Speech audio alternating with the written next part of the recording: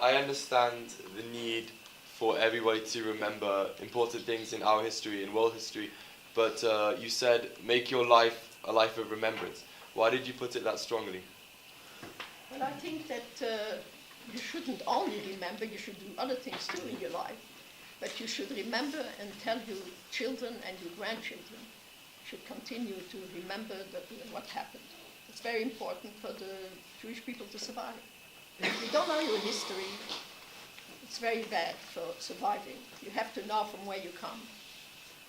I just want to add to you that it's also very important because there's so much denial of the Holocaust throughout the world. Whenever you read, you see, oh, it never happened, it never happened. Well, you just heard, you were just witnesses. All of you here, each and every one was a witness to what happened from a live person, Baruch Hashem, who went through it. So that's why it's so important. It's of utmost importance. And this is nothing to compare with people, naturally, that were in the camps and suffered so much more. And, in other words, this is a good story. Yeah. What? Oh. Oftentimes, Holocaust survivors find it very difficult to tell their story. Did you ever find it very difficult to tell your story, and why do you tell your story? Well, I think it's very important to tell my story. In 1991, there was an assembly of hidden children from all over the world in New York. And there were 1,600 people that came from all over. It was amazing. It took 3-4 days. And I was there. I was on the committee. And there were all over on the walls, people who put notes and names and pictures, and people used to meet after not seeing themselves so many years. And they asked me if I could say the bracha of bread before the dinner. And this is where this motzi comes in. And I told this this story to, I mentioned this story from during the war at the conference before dinner. So I'm used to it. Yeah. It took me many, many more years to do this. But when we were kids, my mother did not talk about it. She did not talk about it. We were not brought up in a house of mourning. Just in my mother's, just in these years, she's becoming, she's sharing it with us. It wasn't something I'm a late bloomer. No. There are many children of survivors who have a very difficult childhood because they grow up they grow up hearing the stories day and night. You saved us from that. Oh, I told you something. Yeah. Bobby, we have a question here. Oh. Yeah. That's my great-grandson. In which colony did you better fight in? What? In which colony did you better fight in? It was the Can colony. you repeat it? Can you repeat it? Brigade Piron. It was called. It was a part of the English army. Have you ever, like the Christian family that hit you, have you ever met them again or had any interest in meeting I was them? just there for 1 week, and we went to old people. What about the person who was in charge of the orphanage? Oh, the people in the orphanage? Yeah. No, Mr. Horowitz. Did you see him again? Yeah. Maybe a few times. It's a long time ago. Can I ask a question, Bobby? What did you learn about yourself from this experience? What are the lessons that you take with you the whole time? Well, I remember one instant, I was walking, it was winter in Belgium, I was walking in the street, and I wasn't dressed well. And I was freezing, really freezing. And suddenly came to my mind the people in Auschwitz were standing naked in the frost. How did they feel? all of a sudden I didn't feel so bad. What I learned, you know, it's a lot of things. I became stronger, I must say. I was a very shy little girl, and I appreciate what I have, and I thank God for every day that I'm here and I'm alive.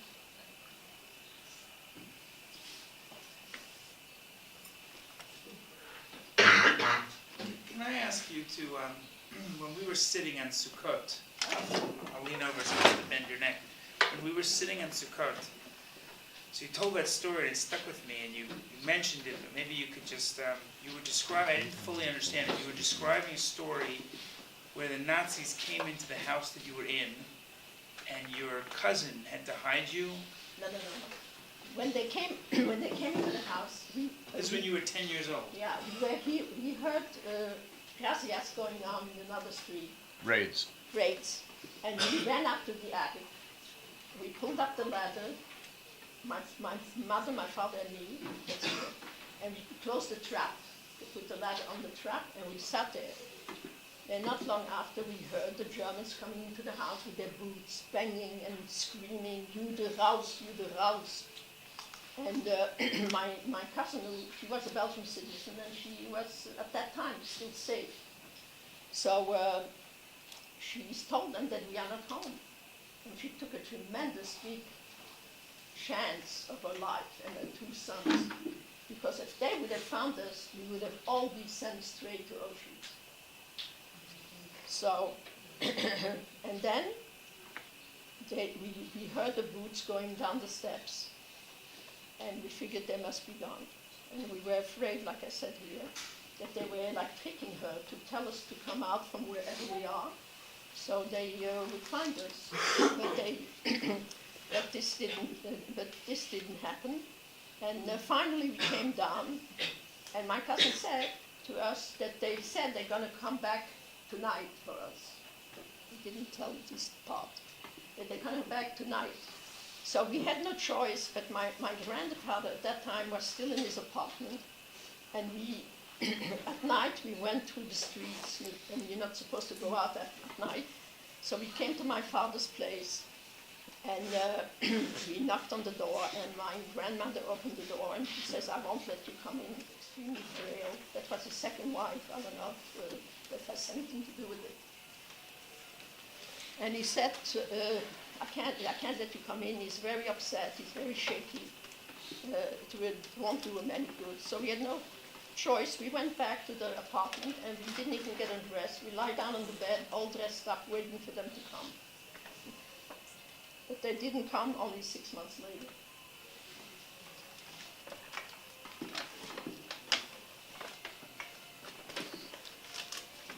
Yeah. Did you need a will, like, What? go and do? Get up. This is Kayla, her great-granddaughter. That's my great-granddaughter. Did you need a little, a yellow cat or something Oh, like that? yeah, that was, in 1942. I have one, but it's, I don't find it.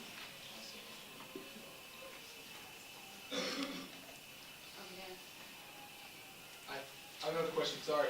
okay. Was there ever a time, you said that even when you were sleeping under the cross, that you still said Shema every single night. Was there ever a time where your faith in God was questioned and where you were deciding what to do about that, or no? Did you stay rooted? I mean, they didn't try to convert me or anything. They just were an old little couple who didn't know who I was. He's asking, if through the time, Oh, I have more, yeah. was your faith shaky. questioned Questioned. any time because of what you went through? Well, I had questions yet. But I was brought up in a very religious Jewish home. And being that my immediate family survived, which was so unusual, it was all miracles, one miracle after another. I think that kept my faith, even though so many friends and relatives got deported. But I became a little bit less religious.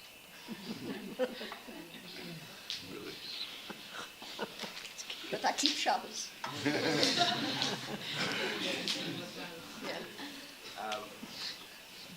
So you mentioned that the Queen of Belgium intervened and helped Yeah. save a lot of Jews. So how did the local government and the locals in general, how did they feel about what was going on to the Jews at the time? Did they? The Jewish government?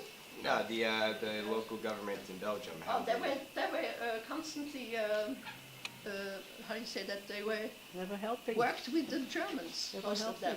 helping. They were helping. When they make the razzias, there were always Belgian SS there with them. And they informed, they couldn't do it by themselves, the Germans. The Flemish people gave them the ropes and told them where the Jews are living and so on and so forth. Sure. Yeah. Yeah, I have stories about that, Belgium. But there is also cases from a nice family who saved another family. They were hiding them. I know of a family that was hidden For a lot of money. for money. Yeah, sometimes for My money. relatives, yeah. Then they had also families, not Jewish families, who were hiding, but they had to pay. And when they didn't have any more money, they told them to go. That also happened.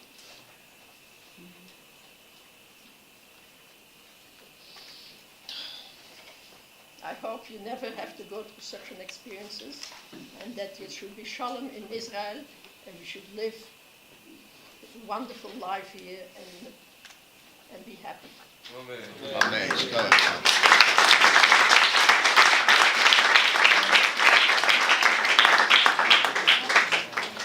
Take a picture.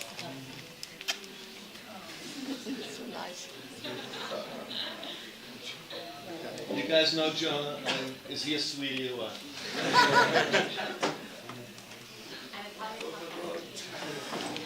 I want to thank Mrs. Waldman for coming. It's not an easy thing to do. It's not easy to schlep into the old city. It's not easy to open up all these memories, I'm sure. And you will thank her by what you do with this story. And how you live the next generation as Jews, wherever you are and however you are. So thank you very much for coming. Thank you.